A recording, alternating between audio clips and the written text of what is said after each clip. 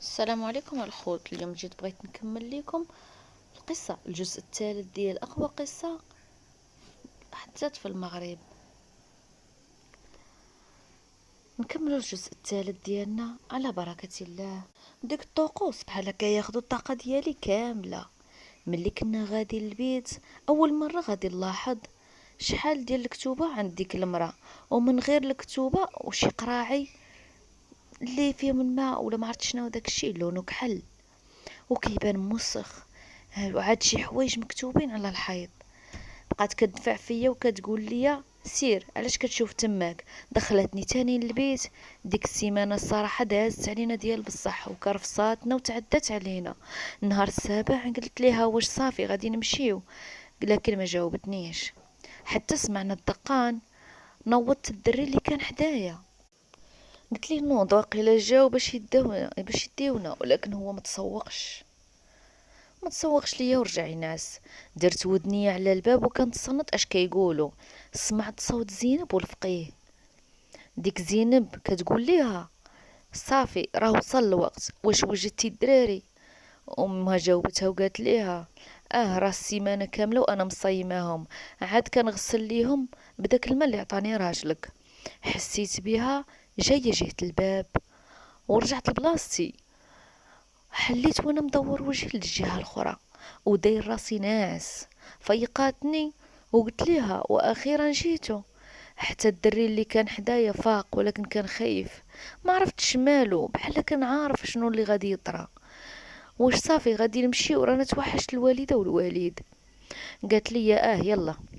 نط بالزربه وانا فرحان. خرجت لقيت داك الفقيه كيدير فيا شي شوفات في شي شكل. علق ليا واحد الحجاب في عنقي وقال لي هذا خليه عندك، ما تحيدوش. سير خرج راه الشيفور كيتسناك على برا. كيف العادة طلعت هذيك زينب حدانا وراجلها طلع القدام. الطريق كاملة وشتا كتصب. ما كنتش عارف فين غادين. عند بالي رانا راجع للدار. وقفوا في واحد الاستراحة كيرتاحوا نزلوا كياكلوا.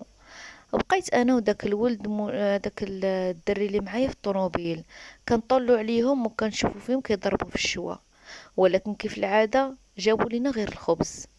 حنا طحنا فيه عميين حيت كان فينا الجوع. عاوتاني تحركوا وبقاو غاديين حتى وصلنا لواحد البلاصه ما كنتش عارف شنو بسميتها، بحال الاقليم اللي جا خارج على المدينه اللي كنا فيها. انا كل ساعه كنسول واش باقي ما وصلناش، فوقاش غنوصلوا لدوارنا خلاص. ولكن حتى شي واحد ما بقى كيجاوبني. اما داك منعم غير ساكت. منعم داك الدري اللي معايا سميتو منعم. ملي وصلنا كان تقريبا قريب يطيح الظلام. بقات واحد دخله ولقى واحد دخله وبقى غادي معاها، وكانت الشتا باقا كتصب. كنسمع غير صوت الكلاب كيتنابحوا حتى وصلنا لواحد الدار مبنيه فيها غير السفلي. انا ما فهمت والو ملي شفتهم نازلين وكيجروا فيا وكيقولوا لي نزل. قلت لهم ولكن يا قلتوا لي غتديونا لدوارنا، راه الوالد والوالده غيكونوا مخلوعين عليا. داك الفقيه كيقول لي زيد واسكت، من بعد وغادي نعرف ان هذيك الدار هي ديال هذاك الشيفور اللي كان سايق بينا، واللي هو اصلا مشعوذ كبير مخدم عنده الفقيه ومراته حتى هما ديك امهم. ما دخلنا وما خلونا حتى نرتاحوا. انا كنشوف في البيوت وكنشوف ديك الحاله اللي فيها الدار، وكان تقريبا كاع البيوت كانوا خاويين غير بيت واحد كان فيه الشمع ومفرشين فيه الهياطر ومفرشين حتى شي حاجه. ما كاين لا اتات لا والو. تماك فين غيعزلوني انا في بيت ومنعم في بيت. ديك المراه قالت لي نعس. قلت لها راه ما عنديش علاش غنعس. رمات ليا وحده من هذوك الهياضر وقالت لي فرش هادي ونعس. انا في ديك اللحظه شداتني البكيه. فهمت ان راه هما بصح ناويين على شي حاجه، وملي ما باغينش يوصلوا يرجعونا عند والدينا. لكن ما طاحتش في بالي قضيه الزهري وداك الطقوس وداك الشيء، حيت اصلا في ديك الوقيته انا ما عارف والو.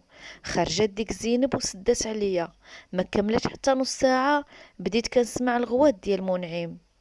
كان صوته مقطع بحال كيتعذب.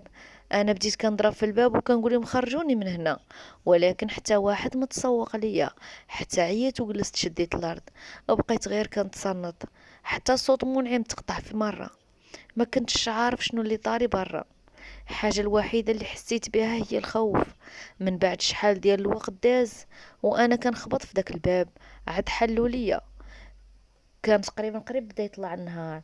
كيبان ليا منعم جالس تماك في وسط الدار، حالته خايبة بزاف، ما كتبشرش بالخير. لحمه كله زرق، ما كان لابس والو، فيه شي ضرابي وشي قماشي في شكال. كان داكشي بحال محروق. ما كانش ساهل عليا وانا ولد 7 سنين نشوف ديك الحاله. رمى ليا داك الفقيه واحد الجلابه وقال لي هاك لبسها. ما قدرش حتى يتحنى ويلبسها من الارض من قوه ما كان كيتعذب. ديك زينب هي اللي لبساتو. الداخل ديالي كنت كنقول تا انا نوبتي جايه وغيوقع ليا نفس هاد الشي. وجراتو وداتو لداك البيت وعاودت سدات عليه. وبقيت كنسولهم شنو درتو ليه، ولكن ما جاوبونيش. ديك اللحظه كنت كنتمنى غير والديا يجيو. ورجعت للبيت ودازو عليا واحد السوايع كحلين حتى وصل الليل. ما كنتش كنسمع الصوت ديالهم حتى حلات عليا زينب الباب وقالت لي اجي خرج معانا. تما قلبي بدا كيضرب، وجات في بالي الصوره ديال منعم وهو في ديك الحاله. وكنت خايف لا نوليت انا بحال هكاك. وليت كنترعد وهي جراني حتى دخلتني لداك البيت اللي فيه الشمع والهياط. دخلتني لعندو وسدات عليا. بقى كيشوف فيا وقال لي جلس. كانت هذيك اول مره غنشوف وجهه مزيان، حيت القب اللي كان داير على راسو وبانت ليا واحد العلامه بحال هذاك اللي كيكون عند هذوك اللي كيصليو بزاف. قال لي مد يديك. ما بغيتش نمدها ليه، هو يجرها ليا بزز مني. وبدا كيشوف فيها، كيكتب عليها شي حوايج بواحد المصفر، ما عرفت شنو كان كيكتب بالضبط. قال لي سد ايدك، سديتها. ومن بعد حط ايدو على راسي وما عرفتش شنو بقى كيقول في النفس ديالو. ولكن حسيت بايدي كتحرقني بزاف. ملي كنبغي نحلها ما كيخلينيش، كان شادها ومزير عليها. بقيت كنحس بحال شي حاجه وكتطلع فيا، بحال شي واحد مشارك معايا الجسم ديالي. بقات معايا التبوريشه وما بقيتش قادر نوقف. وهو ما بقاش بغا يحيد ايدو عليا. ما عقلتش بالضبط شحال ديال الوقت وهو وانا على ديك الحاله، ولكن حسيت براسي عييت. من بعد ما بعد عليا كنت غنطيح في بلاصي. قال لي جلس. دخلت عندنا هذيك زينب هي وراجلها هذاك الفقيه، وقال لهم هذا بلا ما ديروا ليه حتى شي حاجه، خليه حيت غادي ينفعنا. وقفتني زينب غير بزز وتمات مخرجاني. قلت لها راه فيا العطش، راه بغيت نشرب. عطاتني شربت. وقلت لها واخا تديني لعند منعم. قالت لي لا ممنوع. رجعتني البيت اللي كنت فيه في الاول وعاودت سدات عليا. عاد قدرت نحل ديك اليد اللي كنت مزير عليها وحليتها. كيبانوا ليا شي خطوط ما كنتش كنشوفهم في الاول. ما درتش في بالي، كنت باغي غير نتلاح ونعس. تكيت وداتني عينيا. غضربني الفيقة في وسط الليل. كيبان ليا اخوتي واحد الكائن واقف في القنت ديال البيت. ما عرفتش شنو هو ولا كيفاش نوصفه لكم الوقفه ديال بنادم، ولكن الشكل. وكنت كنسمع الصوت ديالو كان كينطق بشي كلام ولكن ما عرفتش نفرزو. ملي حل عيني وشاف فيا ما قدرتش نصبر، حيت كانوا كيخلعوا بزاف. ما عمرني ما شفت شي منظر بحال هكاك. ما عقلتش على راسي حتى غيبت. فقت في الصباح وكنت مازال عيان، ما قدرتش نوقف على رجليا. كيبان ليا داك القنت اللي خرج ليا منه داك البارح كامل كحل بحال محروق. ما تاكدت من لي داكشي اللي شفتو البارح راه بصح ما كنتش كنحلم. من بعد دازت شي سيمانه هكاك وانا منعم غادي يتزاد عليه الحال وغادي يمرض ديال بصح. داك الفقيه قال ليهم راه يقدر يموت لينا هنا. وفعلا انا ملي شفتو تخلعت، وجهو دخل بزاف. ما عرفتش بالضبط شنو داروا ليه وشنو داز عليه، حتى غيقرر داك المشعوذ وغيقول ليهم انا غادي نرجعو لدارهم، غنحطو في الدوار ديالهم واكيد شي واحد غادي يلقاه. ولكن عييت ما نعيط ليه ولكن ما جاوبنيش، بحال ما كانش كيسمعني. مشى منعم وبقيت انا بوحدي تماكين. كنت كندعي الله كل ليله باش نرجع لوالديا خلاص، واخا فقدت الامل في هادشي. من تماك غتبدا القصه ديالي الحقيقيه ومسافتي في هذا العالم اللي ما كنتش اصلا ناوي ندخل ليه، ولكن القدر داني ليه. وطحت في الناس اللي ما عندهمش لا رحمه ولا شفقه في قلوبهم. المره اللي فاتت خليناها فاش منعم مشى في حاله من بعد ما تعرض لاشد انواع العذاب. من داك الوقيته ما بقيت سمعت عليه حتى شي حاجه، ما غاديش نعاود نشوفه. اما انا الرحله ديالي يلا غتبدا مع هاد الشياطين. غنتكافى بهاد القصه لهاد القدر هذا، وغنكمل لكم في جزء ثاني. رانا قلت لكم الخوت كنقسم لكم اجزاء باش ما تملوش من سماع القصه، وتقولوا لا غد ليه تاني نسمعه مره اخرى.